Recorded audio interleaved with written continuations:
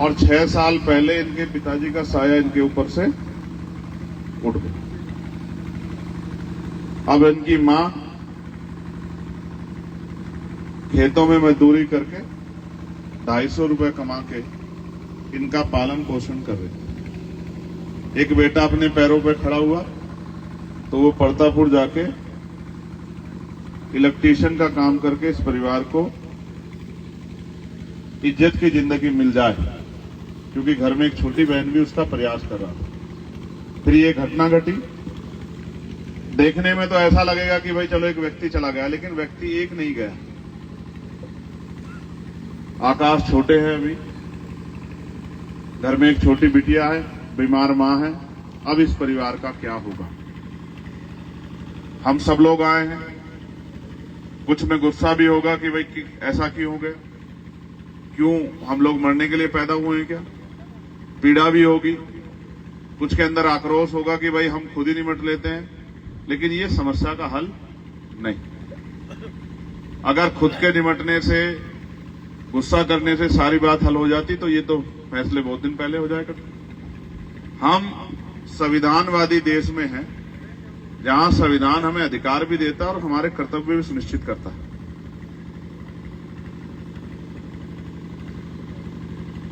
मुझे सबसे बड़ी तकलीफ इस बात की है कि व्यक्ति तो चला जाता है, लेकिन अपने पीछे जो छोड़ जाता है, और वो जैसा मैंने कहा कि 10 दिन बड़ा परिवार, आसपास के लोग 20 दिन, महीने, 2 महीने रहेंगे, लेकिन उसके बाद क्या होगा? इसलिए मैं कोशिश कर रहा था कि कोई ऐसा तरीका निकाला जाए जिससे परिवार अपने पैरों पर खड़ा हो जाए। और कल उस मां को खेतों में काम करके बीमारी की अवस्था में अपना पेट और अपने बच्चों का पेट पालने के लिए परेशान ना होना पड़े। लेकिन ये बुरा है कि जो सरकारें हमसे बहुत सारे वादे करती हैं, जब उनके चुनावी भाषण हम लोग सुनते हैं तो ऐसा लगता है कि बस ये सरकार बनी तो हमारी सारी परेशानियां खत्म। किसानों की, नौजवानों की, गरीबों की, हर वर्ग की सरकारें आजादी के बाद से अब तक बनती भी रही, लेकिन फिर भी बहुत बड़े पैमाने पे बदलाव नहीं हुआ। आप उदाहरण के तौर पे अपना गांव देखना, मैं इस बात को बहुत जगह कहता हूं, इसी गांव को जाते हुए आप लोग भी देखना, आपको इस गांव में 20-30% मकान ऐसे मिलेंगे जिन पे प्लास्टर नहीं होगा। और ये मकान उनको देख के आपको लग जाएगा कि अभी के 5, 7, 10 साल के अंदर बने। उससे पहले वो कच्चे मकानों में पता नहीं कैसे कैसे जीवन यापन कर रहे थे। क्योंकि ये दुख का विषय है, तो बहुत चुनावी बात तो नहीं मैं करने वाला, मगर मैं आपसे ये कहना चाहता हूं, आज हमें इस परिवार के साथ खड़े होना है। और सिर्फ इसलिए नहीं खड़े होना कि ये हमारी जाति के हैं या हमारे पड़ोस के हैं या हमारे क्षेत्र के हैं, इसलिए खड़े होना कि इनके परिवार के साथ अन्याय हुआ। और सिर्फ एक जाति को नहीं, हर उस व्यक्ति को इनके साथ खड़ा होना चाहिए जो इंसानियत को मानता है, जो ये मानता है कि इनके साथ गलत हुआ है और जो चाहता है कि दोबारा किसी के साथ ऐसा ना हो। जिन लोगों ने किया, उस समाज से भी मेरी ये प्रार्थना है कि उनको भी अपने बच्चों की तरफ देखना चाहिए कि उनके बच्चे किस ओर जा रहे हैं। उनको शायद ये नहीं पता होगा कि अपराध करने के बाद अब उनके बच्चों को क्या भुगतना पड़ेगा। आजकल माँ बाप का अंकुश कम हो गया, बड़ों की बात मानना बंद हो गया। चाचा ताऊ को कोई कुछ समझता नहीं, माँ बाप को नहीं कुछ समझता, चाचा ताऊ क्या बेचते हैं, गांव के आसपास के अड़ोस पड़ोस के बड़े क्या बेचते हैं, उनको तो कोई कुछ समझता ही नहीं।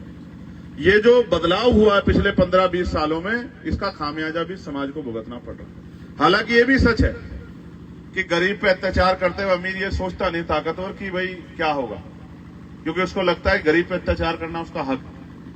मगर मैं आपको एक ही बात कह सकता हूं, पहले ये रोज होते थे, हर दूसरे दिन हम लोग अखबार में पढ़ते थे, टीवी में सुनते थे, तीसरे दिन सुनते थे, लेकिन पिछले 7-8 सालों में इसमें कमी आई। अब अगर कहीं कुछ होता है तो लोग भी जाते हैं, बात भी खड़ी होती है। क्या 10 साल पहले ऐसे इकट्ठे होते थे किसी के जाने आने पे? बता, नहीं होते थे ना। एक बड़ा बदलाव हुआ है, समाज ने आपस में एकजुट होना शुरू किया और भाईचारा भी बना। ऐसा नहीं कि भाईचारा नहीं बना। आज यहाँ मैं नहीं कह सकता किस किस जाति के लोग नहीं होंगे, यहाँ जाट समाज के भी लोग होंगे, यहाँ गुजर समाज के भी होंगे, सैनी समाज के भी होंगे, पाल समाज के भी होंगे, यहाँ मुस्लिम समाज के भी होंगे, या अन्य अन्य समाज के भी होंगे। तो आज ये सब लोग इसलिए इकट्ठा हुए हैं कि ये नहीं चाहते इस तरह की हिंसा हमारे क्षेत्र में बढ़े। लेकिन ये भी एक सवाल है कि जब अच्छे अधिकारी नहीं होंगे और उनका व्यवहार जनता के प्रति अच्छा नहीं होगा तो इसका खामियाजा भी लोगों को भुगतना पड़ेगा। जब अधिकारी अपना जमीन बेच के और चंद पैसों में अपराधियों को संरक्षण देंगे तो इसका खामियाजा भी गरीबों को भुगतना पड़ेगा। जब अपराधी जनता से गुलामों जैसा व्यवहार करेंगे और जनता को पैरों की जूती समझेंगे तो इसका खामियाजा भी जनता को भुगतना पड़ेगा। और ये अधिकारी इसलिए बेलगाम हो गए हैं क्योंकि इनको लगता है कि जनता उनका कुछ नहीं बिगाड़ सकती। क्या कर लेगी, उल्टा कोई बोलेगा इनके खिलाफ मुकदमा लिख देंगे। जैसे एक अधिकारी के बारे में पता लगा कि वो थाने में उन्होंने कहा कि तुम्हारे खिलाफ 307 का मुकदमा लिख दूंगा, लिख दिया जाए मुकदमा।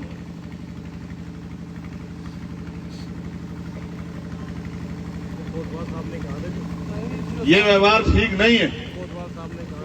ये व्यवहार किसी भी कीमत पर सीओ साहब ठीक नहीं है। ऐसे व्यवहार की अपेक्षा हम लोग पुलिस से नहीं करते और कोई पीड़ित नहीं करता इस व्यवहार की अपेक्षा कि वो थाने में जाए और थाने बैठा जज को कहे कि तेरे खिलाफ भी मुकदमा लिख दूंगा। ये व्यवहार की अपेक्षा हम नहीं करते और हमारे लोग हिंसा से कोसों दूर रहते हैं। नहीं लोग हमारे लोग हिंसा का हिस्सा बनते क्योंकि हम जानते हैं कि अगर हिंसा होगी तो हमारा ही नुकसान होगा, मरेंगे भी हम और कार्रवाई भी हम पे होगी। और हो सकता है मरने के बाद हमारे परिवारों को वो सब चीजें झेलना पड़े। इसलिए हम नहीं करते ऐसी हिंसा, हम नहीं हिंसा का साथ देते, हम नहीं करते किसी में हमला।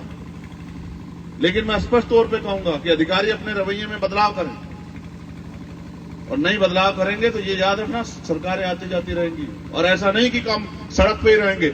1 साल पहले बहुत अधिकारी हमसे कहते थे कि क्या चंद्रशेखर अभी तो बहुत समय लगेगा। मैं कहता था कि जिस दिन समाज मेरे साथ खड़ा होगा उस दिन देखना बदलाव हो जाए। और 1 साल में देखो बात कहां से कहां चली गई है। जो सड़कों पे था उसको समाज ने, इस तमाम गरीब समाज ने दिल्ली भेज दिया है। और याद रखना अगर इनका हाथ ऐसे ही मेरे सर पे रहा, मौका तो यहां मीरापुर में भी कोशिश की थी हमारे लोगों ने। मैं धन्यवाद दूंगा आप सब लोगों का कि आपने भरोसा दिखाया हम लोगों के ऊपर। कोशिश तो इन्होंने यहां भी की थी, वरना वो कोशिश कामयाब होती तो असेंबली में हमारी आवाज होती है। हम असेंबली में पूछते कि ऐसे अधिकारी कुर्सी पर क्यों बैठे, आप मेरी बात को याद रखना। लेकिन पूछेंगे हम पार्लियामेंट में भी कैसे निकम्मे अधिकारियों का कुर्सी बैठने का क्या मतलब बैठता है, जो तनख्वाह तो समाज गरीबों से लेते हैं और काम अमीरों का करते हैं, काम नेताओं करते हैं, काम पैसे वालों करते हैं। ऐसे क्या जरूरत है कुर्सी पर। इस व्यवहार को तब्दील नहीं करोगे तो लिखा जाएगा नाम आपका। और जब बदलेंगे सरकारें, मौका मिलेंगे तो ऐसा रगड़ेंगे कि आपको ये रगड़ाई जो है बहुत दिनों तक याद रहेगी। और ये रगड़ाई इसलिए याद रहेगी, इसलिए नहीं कि आपसे कोई दुश्मनी है, इसलिए क्योंकि आपने कुर्सी पे बैठ के काम नहीं किया उन लोगों का जिनके लिए आपको कुर्सी पे बिठाया गया। अब ये मैं समझना कि अनाथ है, अब ये मैं समझना इनको कोई पूछने वाला नहीं है। गलत फहमी में आपसे निकाल कर रखना। एडमिनिस्ट्रेशन और पुलिस के लोग बिल्कुल मत समझना।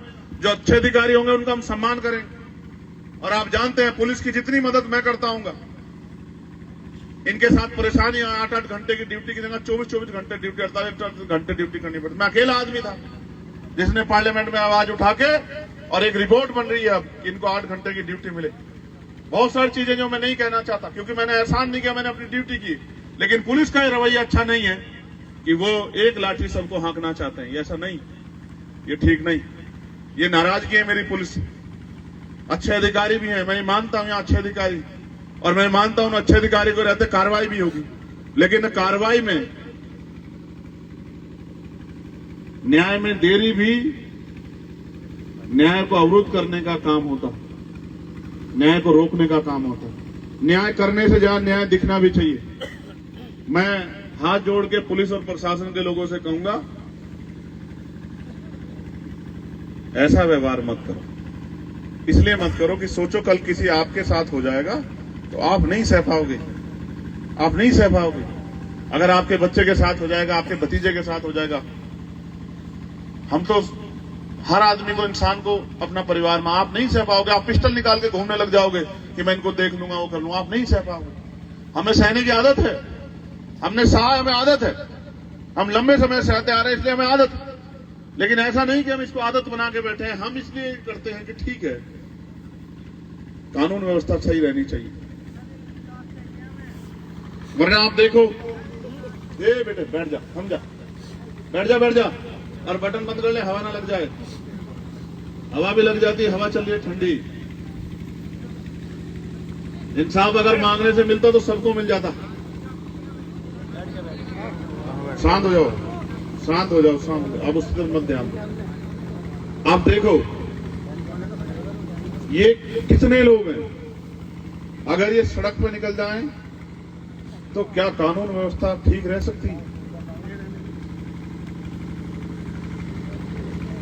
आप देखो। और ऐसा नहीं कि हम कमजोर हैं।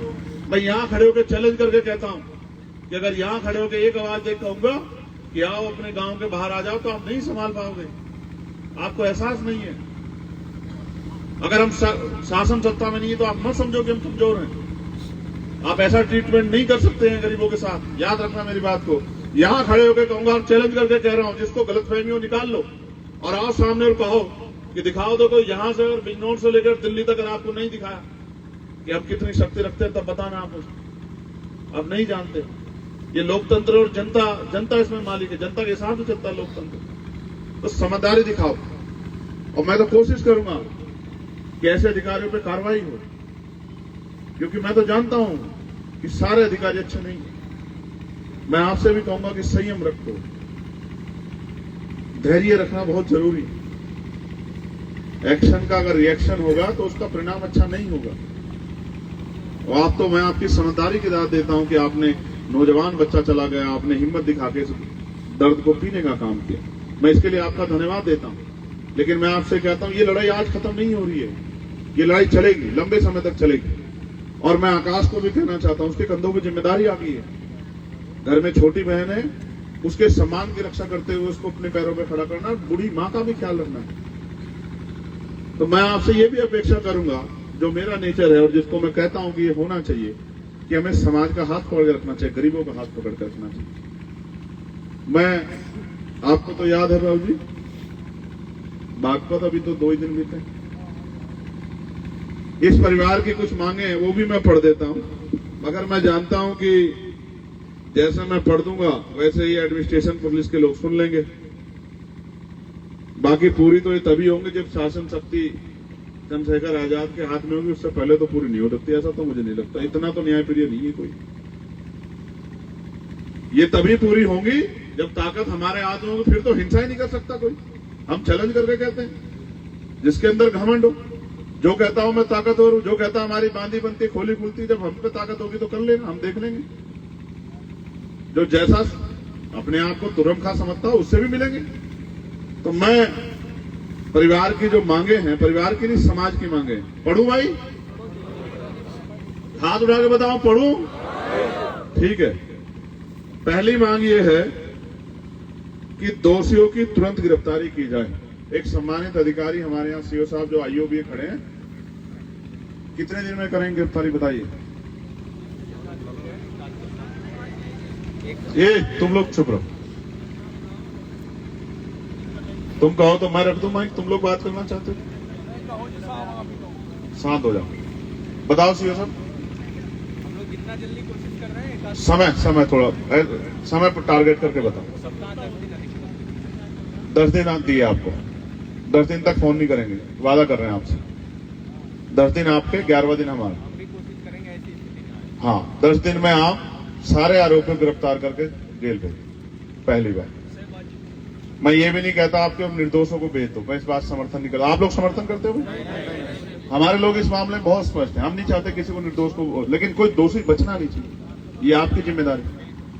जो दोषी नहीं भी दिख रहा है और आपकी नजर जानकारी में आ गया कि वो दोषी है, तो उसको उस मामले में ऐड करके उसको उस पर कार्रवाई करना ही आपकी जिम्मेदारी। और मैं उम्मीद करता हूं कि एक अधिकारी अपने कर्तव्य का पूर्ण रूप से निर्वहन करेगा, ऐसा मुझे विश्वास। दूसरा, हमारे लोगों के खिलाफ यहां मुकदमे दर्ज हुए। मैं उस समय की घटना की उसको समझता हूं। और आप, मेरा अनुभव है, ये तो कुछ नहीं, सामने से गोली चल के और बहुत बड़ी बड़ी घटनाएं घट जाती जब किसी का मरता। ये बड़ा तकलीफ है। मैं इसमें भी आपसे अपील करूंगा कि इस मामले का भी आप लोग संज्ञान लें। और हमारी तरफ से आपसे प्रार्थना है कि समय परिस्थितियां थी, बहुत नुकसान नहीं हुआ है, उसी नुकसान के आधार पर कार्रवाई की जाए। ऐसा ना किया जाए कि जिसमें समाज में जो असंतोष पैदा हो जाए, वो अच्छा नहीं। क्योंकि मैं इसका एक प्रथम पहलू भी कह देता हूं कि अगर आपकी पुलिस तत्पर होती और अगर आपके थाना अध्यक्ष से लेके थाने के लोग, क्योंकि जो कुछ होता है पुलिस की निगरानी में होता है। यहां अगर एक मोटरसाइकिल भी इधर से उधर जाती है तो पुलिस की जानकारी में होती, और नहीं होती तो लग जाती। अगर इस तरह का कोई स्ट्रक्चर बन रहा था, क्योंकि एक षड्यंत्र है सोचा समझा, और पुलिस का उसका निगाह नहीं है, तो ये भी पुलिस का फेलियर होना तो ये चाहिए था कि यहाँ के जो एसएचओ है तत्काल, यहाँ के एसएसपी को उनको तत्काल सस्पेंड करके उनको लाइन हाजिर करना चाहिए था कि तेरे बस का नहीं है ये थाना चलाना, तेरे यहाँ सरेआम मर्डर हो रहे, क्या कर रहे हैं। तत्काल बचाया भी गया, तत्काल कार्रवाई, पुलिस आई, रिस्पॉन्स पुलिस का आई। वापस ला दो, सनी को वापस ला दो, हमसे ले लो, बताओ क्या चाहिए। वो तो नहीं संभव, लेकिन यही कह रहा हूं, जनता में खाकी का इकबाल मुझ में भी और हर आदमी में रहना चाहिए कि अगर मैं अपराध करूंगा तो बचूंगा नहीं। ये डर खत्म हो रहा है। वो तो नहीं बचेंगे। हाँ, नहीं, मुझे भरोसा, ये भरोसे के साथ ही कह रहा हूं। पीड़ित परिवार के, क्योंकि ये पहली बार नहीं हो रहा है, ये हो रहा है उत्तर प्रदेश में, और मीडिया के साथ ही गवाह है इस बात के। कई जगह पे पीड़ित परिवार जिनके देख रेख कोई नहीं कर रहा था, उन परिवारों को मुआवजा दिया गया है और नौकरी भी दी गई है।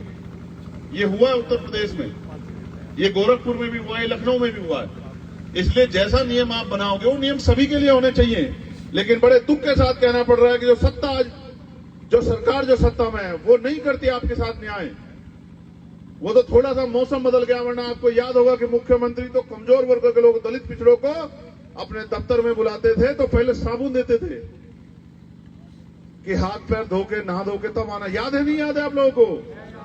जिनको आपसे इतना घृणा हो वो आपको न्याय दे देंगे, आपको लगता है?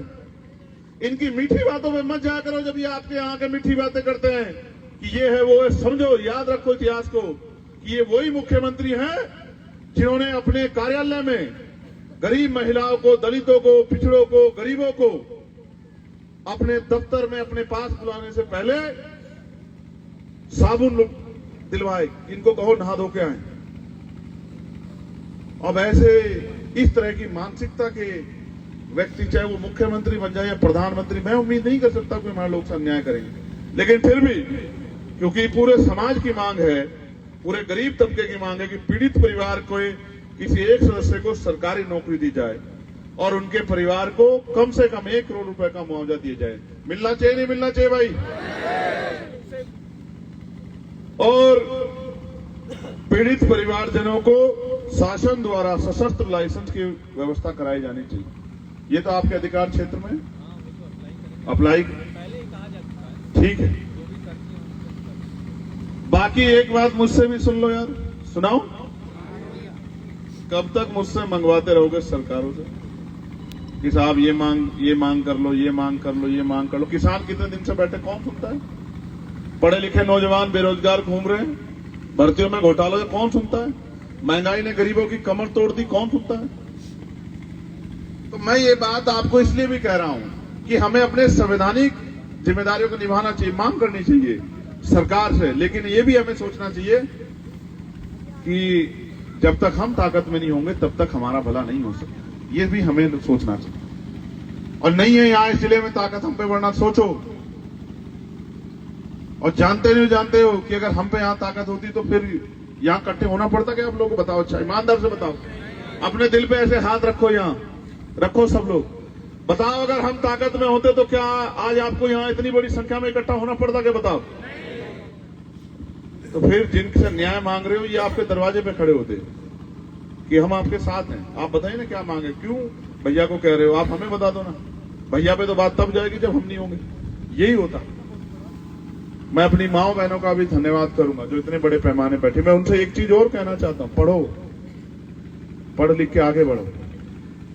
कोई रास्ता नहीं है हम पे, इसके अलावा जमीनें हम पे नहीं है, बहुत बड़े उद्योग धंधे हम पे नहीं है, बहुत बड़े बिजनेस हम पे या उस तरह का स्ट्रक्चर, दुकानें या वो नहीं है, और बहुत बड़े महल और वो नहीं है हम पे संपत्तियां। हम पे एक ही रास्ता है, हम पढ़ लिख के आगे बढ़ सकते हैं। तो पढ़ो, खूब पढ़ के मेहनत करके पढ़ो और आगे बढ़ो, और अपने परिवार के सम्मान की रक्षा करो, उनको ताकत दो। और मैं नौजवानों को भी कहूंगा, कुछ नौजवानों से मेरी आज की नाराजगी है, उन पर नहीं कहना चाहता यहां मैं, लेकिन मैं हर नौजवान को कहूंगा कि अवसर मिला है संविधान में पढ़ने का, पढ़ो और पढ़ लिख के कुर्सी पे बैठने की कोशिश करो, और कुर्सी बैठ के न्याय करो, लोगों के साथ गरीबों की मदद करो, अपने परिवार को गरीबी, बेबसी, लाचारी से बाहर निकालो। अपने उनकी ताकत बनो, नशा छोड़ो, कुरीतियां छोड़ो, बुराइयां छोड़ो, इनसे बाहर निकल के तभी समाज आगे बढ़ सकता है, और कोई रास्ता नहीं है। अगर आप सोचो कि 500 रुपए कमाओ और 400 रुपए की, 200 रुपए की, 300 की शराब पी लो, इससे भी बात आगे नहीं बढ़ सकती है। कुछ तो परिवर्तन आपको करने पड़ेंगे। और मैं तो बड़े, ये शुक्रताल है, यहाँ इतना बड़ा तीर्थ है हमारा, और बहुत सारे हमारे धर्मगुरु रहते हो, यही जाते हो आप लोग, सब लोग जाते हो, नहीं जाते हो? और क्या सीख के आते हो कि वहां से आके फिर शराब पीते हो? ये ठीक नहीं है। मैं सबको तो नहीं कह रहा, लेकिन जो लोग इस कर्म में जुड़े हुए हैं उनको कह रहा हूं कि छोड़ो इस बुराई। मैं प्रशासन से, पुलिस के अधिकारियों से मांग करता हूं कि वो अपने कर्तव्य का निर्वहन करें, और हम लोग अपनी तरफ से, भाई 10 दिन का समय ठीक है? हाथ उठा के बताओ। अगर 11वें दिन आंदोलन की जरूरत पड़ी तो चलोगे? पक्का? सोच लो, सर्दी का समय है। बिहार में वो बच्चे आंदोलन कर रहे थे, लाठियां पड़ी, खा लोगे लाठी? वह नहीं आए, हवा में कह रहे हो, जोर से बताओ, खा लोगे? अरे भाई तो अप्रैल में खाई थी, मारेंगे भी, अब क्या फिर खा लेंगे? नहीं, आवाज कम है, जरा जोर से बताओ। नहीं, मरने मारना रास्ता नहीं है। शांत हो जाओ। क्या कह रहे हो? 4 दिन का समय दो, बैठ जाओ, शांत हो जाओ।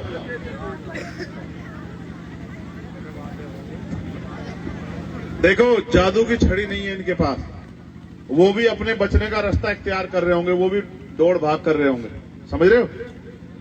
मैंने वो समय इसलिए दिया कि उन्होंने ये समय मांगा। कल वो ये ना कहें कि साहब आपने अपने 4 दिन, हमने पूरी कोशिश की। हमने नहीं समझे? जब इतने दिन धैर्य रख लिया तो और मेरे कैसे रख लो? रख लोगे नहीं रख लोगे? अब मेरा आखिरी आग्रह यह है कि जैसे आए हो वैसे ही अनुशासन में जाओ। किसी को मौका मत देना कि कोई कह दे कि वो लोग आए थे साहब और गुस्से में थे, ऐसा मौका तो नहीं दोगे। रख लोगे लाज मेरी इस बात की। बाकी मैं आपका कर्जदार हूं, और मैं लहू का आखिरी कतरा देके भी आपका कर्ज उतारूंगा, इस बात का मैं आपको विश्वास दिलाऊंगा। जब तक जीऊंगा मेरे ऊपर आपका कर्ज है, मैं इस कर्ज को उतारूंगा, इस बात का आपको वचन देता हूं। लेकिन आपसे कहता हूं, गलत रास्ते पे मत, सही रास्ते चलेंगे, और अनुशासन में जाना, इसमें मदद करा दो अपने अपने साधनों से, आराम से। मैं परिवार से मिलकर निकलूंगा। एक बच्चा इसको चोट